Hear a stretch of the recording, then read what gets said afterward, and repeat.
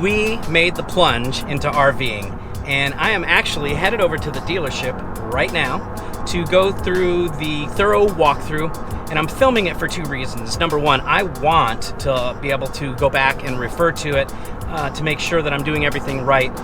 I've been watching some YouTube videos and have learned about certain mistakes people have made that I hope never to make. And my other hope is that if people watch this, they can make comments that will continue to teach me to be a better RVer.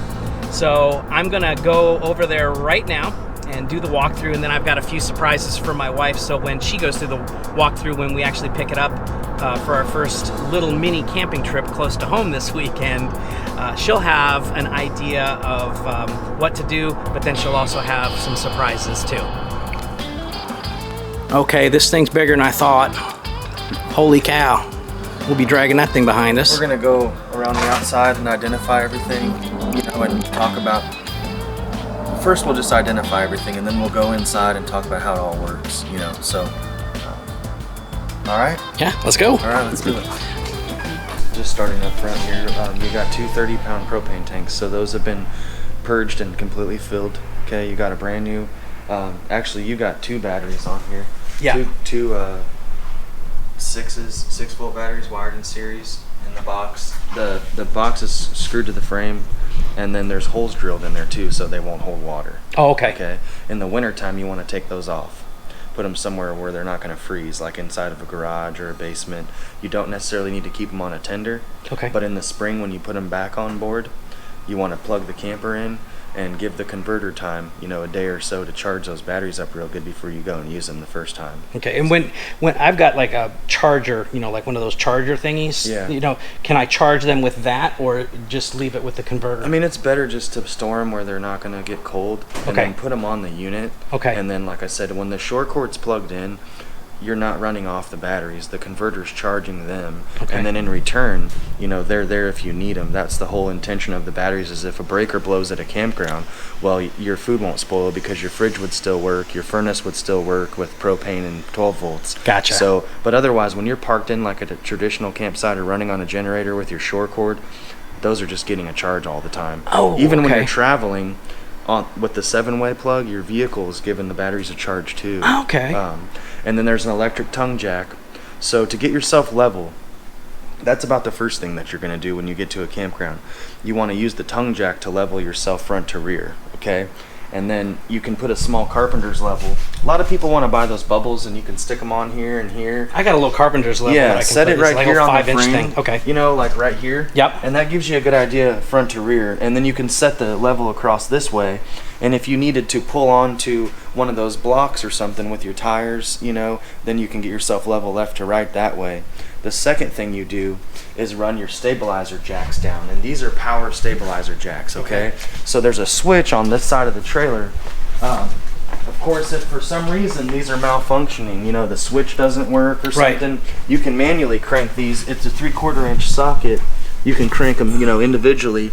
But this switch, retract and extend, that's the second thing you do is get yourself level. Then you're going to want some type of sand shoes under these if you're in the dirt or the grass, so they don't sink into the ground. You'll want to put a block under that. And I got those Anderson things. Mm-hmm. Those will be something. Okay. Exactly. Under the tongue jack too. Okay. Those are your 5 points of contact that are going to stabilize the trailer and keep it level. Okay. Put something under there, then run those down. The third thing that you do is you'll run your slide room out. After you've got your camper level, if that makes sense, then you run this room out, okay? And then, of course, there's going to be some sort of rhythm that you get into every time where you'll have to hook up your shore cord. You'll need to hook the water hoses up. If you're at a campsite, you'll have a spigot close by. There's two ways to put water in any travel trailer, okay? You either are going to use your holding tank. Magnets. Yeah, those are nice, aren't they? Yeah, those they heavy are magnets. Actually, yeah. Instead of these little clips that break off and stuff. Yeah. This is your docking station. Okay. So this is where your hoses come in underneath here. Okay. And you can feed them through, and then you're able to close the compartment door, Now, there's two ways to put water in this. You're either going to be using the city water fixture, and then that is your water pressure coming in, okay, to your faucets and everything. keep in mind the water heater is a 10-gallon water heater, so the water's going to go to that empty cavity first if it's not filled before you're going to get water to your fixtures. So that's the first place it goes. And right now it's filled up, but you know, sometimes you have to wait a few minutes for that water heater to fill up and purge the air out of it before you get anything out of the faucets. The other way to put water in it is right now, like it's on tank. You put this over here in this position, and then you have a pump inside that pumps water out of a 40-gallon holding tank to the fixtures. It's just one or the other. So when we fill this part up, when I have that connected, this would fill the tank first?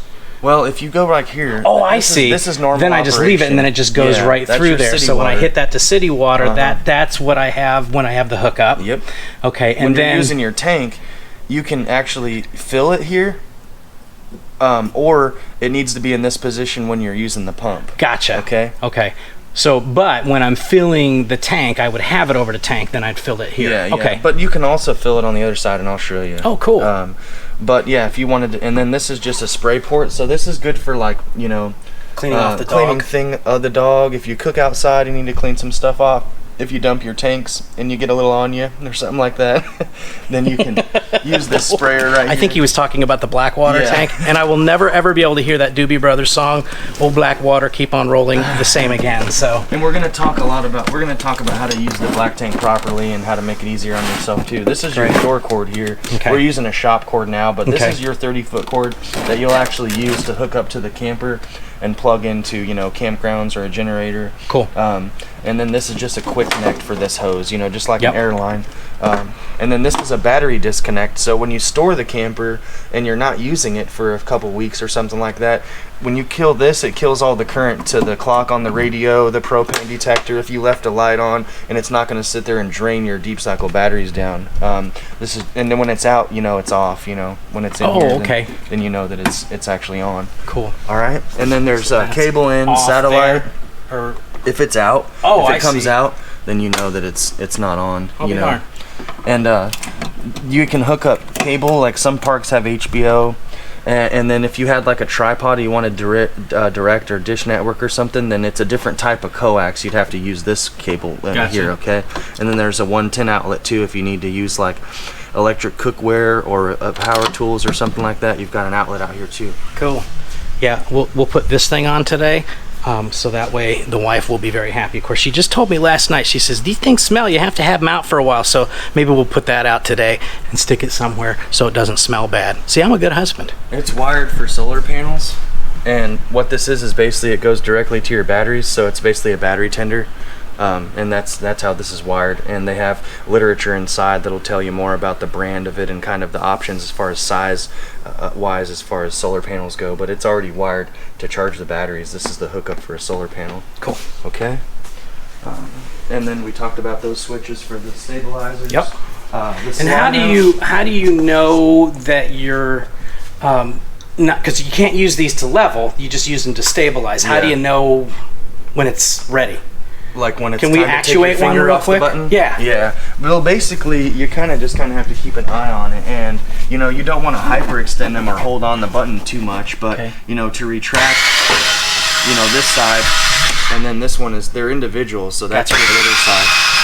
I mean, a good rule of thumb is, you know, kind of as soon as it touches and you can see the camper moved a little, that's plenty. You know, that means it's down, it's grounded, because all it does essentially is just stabilize it so that, you know, when the wind blows or you're walking around in there, it's not wobbling around. But you know, you notice how when it went down, it kind of picked it up a little. That's enough. You know, you don't want to use them to level. Right.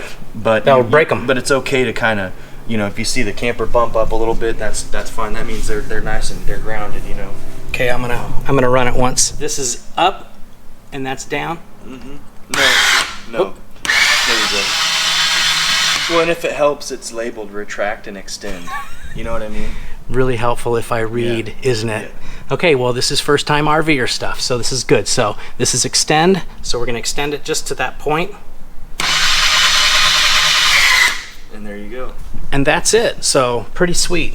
I think the other one, we gotta put that up a little bit. There you go. So you hear the ear, and then you're done. Okay, next. These slide outs. Slide out. Yes. This you always want to store the slide out room in, okay, because it's sealed better that way with this bulb seal. But you want to be mindful over the years that you keep the luster to these seals by putting some type of rubber conditioner on them. I got some 3-in-1. That's good. An inexpensive way is actually like Vaseline. You know, something's better than nothing. Okay. You don't want to pick up too much, you know, dust and stuff like that, but just be mindful that these don't dry out over the years, because this is what keeps the moisture out of the room, okay? And these weep holes in the window frames, a lot of people don't know this. You want to take a blowgun and an air compressor once in a while, and you want to blow all the dirt out of these, because if you get water in the window frame and it can't escape here, it's going to start to roll inside. And we're going to talk about preventative maintenance and how to protect the integrity of this too, okay? We're going to talk about some of the important things that you need to do to kind of protect the integrity, like I said. Then this is your dump station here. So you're going to have a couple of gate valves up underneath Here, they're on this side over here, because I saw them the other day. Yeah, so see how they're gray and black? Yep. Okay, the gray is the galley, the black is the waste from the toilet.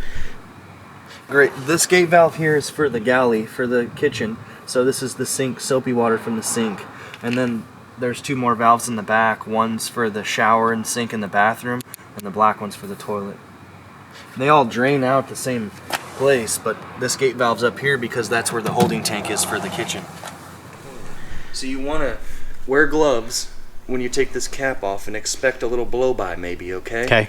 Then you're going to hook your hose up the same way this cap attaches. You're going to want to dump the black first and then the gray, because that cleans your hose out. That soapy water from the sink and the shower is going to rinse your hose out. Gotcha. Okay. When you start off with these, you're going to stand on the pedal for a little while in there in the bathroom. You want to get a little water in that tank so that you can drop your chemical in there. Whether you buy the tablets that dissolve or it's a concentrated formula, you're going to start off with some type of liquid in there, like a porta potty does. The rule of thumb is there's more liquid in there than solids. So when you go to clean it out, everything evacuates. Drops quick. Okay. Rule number 1 is nobody goes number 2 in the camper. If there's other places to go, you know, that are available, like a shower house, for example, you know, unless it's an emergency, then that's rule number 1. Okay. You know, don't go number 2 in there unless you have to. Okay. You know what I mean? And you want to use RV toilet tissue, because the thickest, best tissue will get stuck in these gate valves, and they won't shut all the way. So the RV toilet tissue breaks down, and then, you know, it comes out of there. And make sure that you have a clear elbow somewhere on your hose that you're using, or some kind of clear fitting, so that when you're dumping, you can see. Yeah, I got one that goes to the actual dump place. Yeah, and you can see like how clean it is. Clear hose. Yeah, because you may need to fill that tank up with some water a second time and give it another rinse. Gotcha. You know? A lot of times these monitor panels inside there's a way to check the levels of the tank after you've dumped it. Okay. And this allows you to see, you know, if your gray water tank's getting too full, if your fresh water's getting low, or if your black tank's getting too full. What happens after you dump this black tank?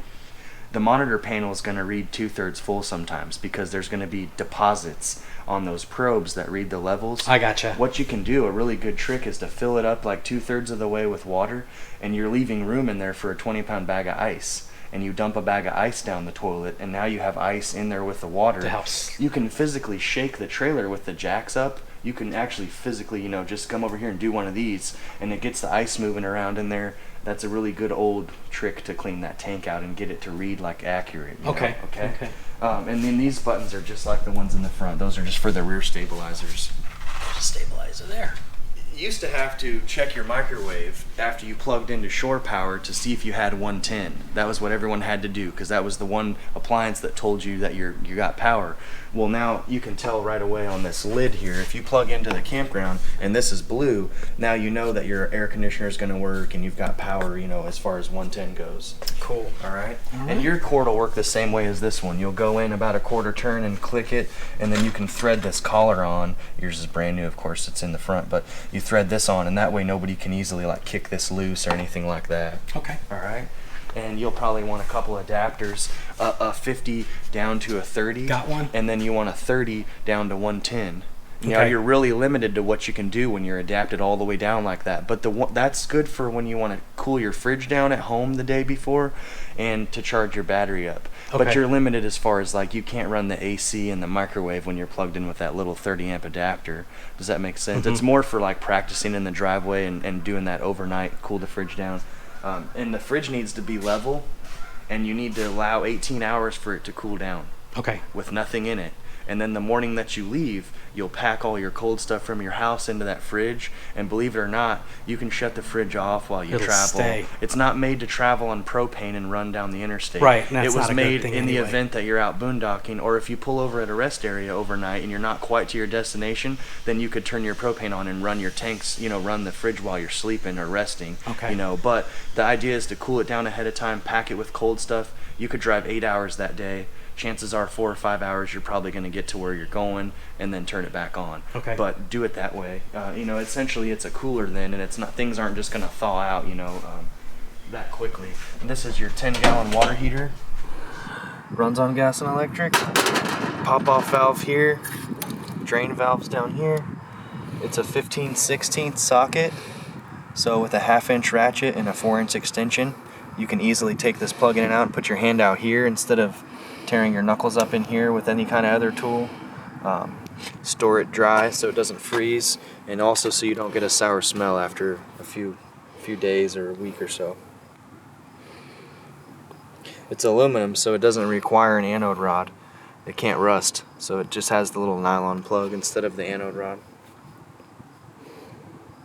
So if you're going to fill this for the first time, you want to open this pop-off valve while it's filling, and make the mess out here with the water, rather than leaving a faucet open inside and then it starts sneezing all over the counter and everything because it's trying to get all that air out. So do that out here, and also now you've confirmed that your water heater is full before you turn it on, so you don't burn up the heating element or anything like that. These water heaters have a pretty quick recovery time because it's only 10 gallons. It takes all of 20 minutes for it to get to 120 degrees. So the moral of that story is, don't run your water heater all the time. If you guys are eating dinner, turn it on, and then when you're finished, you'll have scalding hot water to do dishes with. If someone wants to take a shower, it's going to take them a few minutes to kind of get things ready. Go ahead and kick this on, and then you'll have hot we can water do that through the little inside there. Yeah, inside. it's all inside. I just wanted to show you what this looks like and what's out here, because sometimes you want to open these access panels up and you want to take a blowgun and an air compressor and clean all the, you might get dirt daubers and ladybugs and stuff like that in here, and just, soot and whatnot. So you want to kind of blow through this flue here and you get all the soot out, and sometimes you might get a cobweb inside this burn tube, and that would cause it not to light on gas. Something so simple, you can move this thing out of the way and take a pipe cleaner and physically clean it out, and then it would light. 90% of the time it's going to be something very simple. So you're going to start at your battery. I'll show you where your breakers and fuses are, but then bear in mind you have all these little wire terminals like this, and these will get calcium and rust on them sometimes. WD-40 is a really good conductor, so that's a good tool to have with you, and a can of keyboard cleaner, because keyboard cleaner you can blow stuff out with, and then you imagine if you just wanted to clean one of these off, and then all of a sudden you've got continuity again and things are working again. So Gotcha. Just be mindful of that. Like I said, it's something, usually we don't turn everything on in our camper every day like we would in our house. So like the door locks get kind of gummed up sometimes and they get a little calcium in them. Some of these wires and this stuff, if you haven't turned it on for a while, it might just kind of lost contact, and that's, like I said, that's how you want to approach things, because you don't want to overthink it, and you don't want to pay someone $100 to just clean off a wire terminal, right? Right. Okay. I love all these little tips, because these are the things that are going to make a difference when we're out on the road, or at least preventatively before we leave. So if something happens while we're boondocking, we can go, well, we did this, we did this, we did this. So I like this. This is great. Yeah, you always want to start at A and not jump to, Z before you've checked, the simple things, because like I said, it's usually something simple, and it's always a good idea to practice in your driveway before you go on a trip like that, because if something isn't working correctly, then you can go and get a part, get it fixed before you're out there and you're out of luck. So that's a good rule of thumb too, is to park it in the driveway, kind of check everything before you go on your trip. This goes straight to the black tank. So we talked about if you dump the black tank and you want to fill it up again and dump it, it tells you right here to never put water in here when your gate valve is shut. They don't want you to overflow your black tank into your bathroom or over the roof, right? But if you're mindful of it and you have like a valve on here, then you can put water in there. It's not something you want to do and then walk away from. How how long would you let it run for if you were wanting to do that? What you can do is you can have water flowing in here, right? And Yep. you could go inside and step on the pedal on the toilet, and you can actually look down. It's a 3-inch hole, and you get an idea when you start kind of hearing the water's getting up, the level's getting higher, you can even see it. Then you'd want to quickly come out here and shut this off, and then go over there and pull the gate valve, and now it's actually going to flush it out. Because in my opinion, when you got water shooting in here and you have your gate valve open, it's not really doing much of anything besides water's just kind of passing through there. It doesn't have like a fancy, like a sprinkler, like like a dishwasher inside. I got one there. of those little. You know what I mean? I got one of those little things that you attach to your hose and you can stick drop it down in the there, toilet. and it has a sprinkler and that's on the end great. of it. Yeah. But the idea here is just fill it up a second time, give it a flush. Gotcha. Most importantly, don't overflow it into the bathroom. You know what I mean? We'll make sure Linda's standing in the bathroom when that happens, because I know she won't let that happen.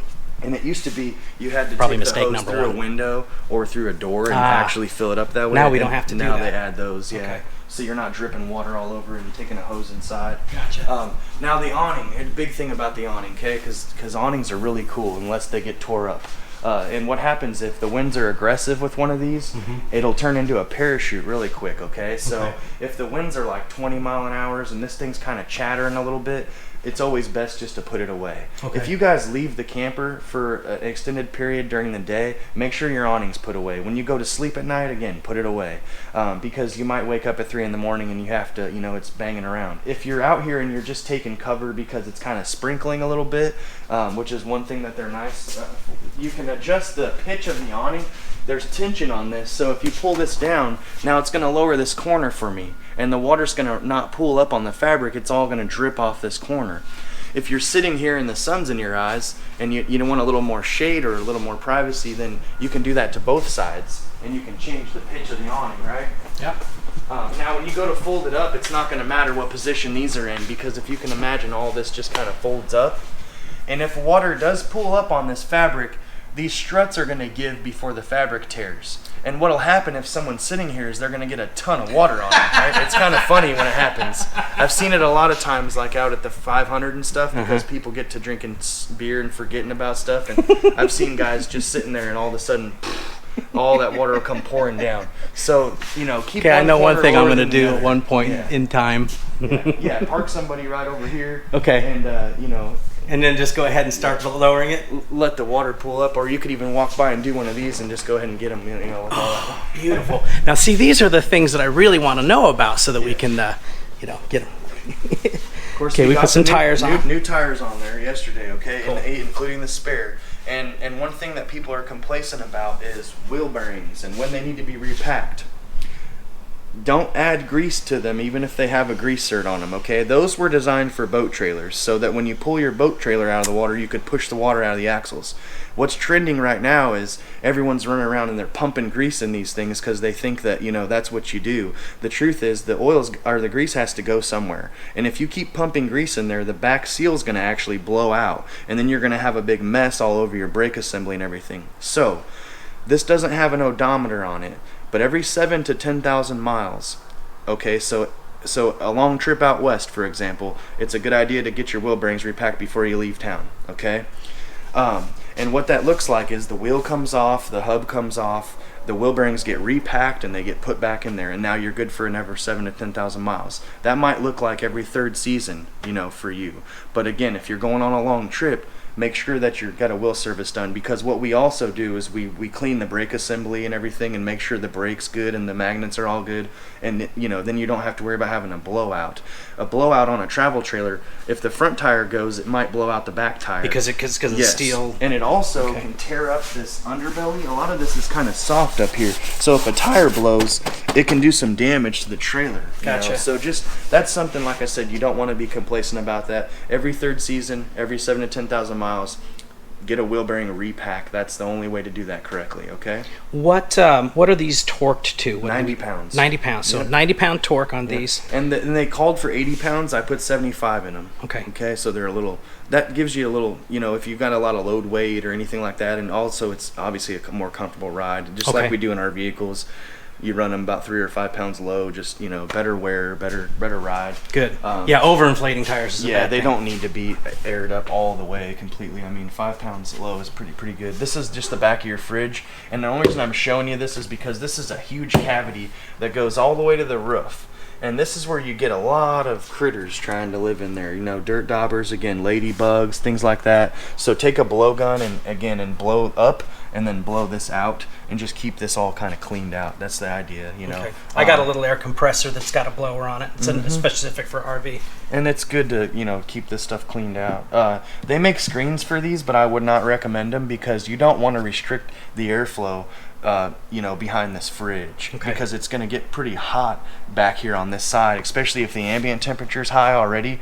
It's going to be kind of cooking back here, and you want as much airflow in behind this fridge as possible for it to work correctly. This right here is the oven range vent. So if you're cooking in there and the smoke's not going anywhere with the oven range vent, you know, the fan, it's because that needs to be opened. And, you know, we're both vertically challenged, so I don't think either one of us can reach that. But if you have like a small step ladder, Barely. because what you have to be able to do is grab it and pull it down. You know, this tab will open like that. Oh, I see. Yeah, now it's open. And this just keeps like birds from nesting in there or too much dust getting in there in this case. Would we want to have that open? Like, would I want to come out here and open that up anytime we're cooking? If you're cooking inside, yeah. Then just come on out here and open that. Otherwise the smoke isn't going to go anywhere. Isn't going to go anywhere, Yeah. okay. Yeah, you can have the fan on all you want, but if this vent's not open, it's not going to do any good. Okay. And now you know if it's not going anywhere, it's because that's not open. This is, you know, on the other side, I showed you the valves that say, at the docking station, one of them says tank, one of them says city water, and I told you that if you put it in tank position, you're going to be able to use the water pump, but it'll also fill through the city water inlet.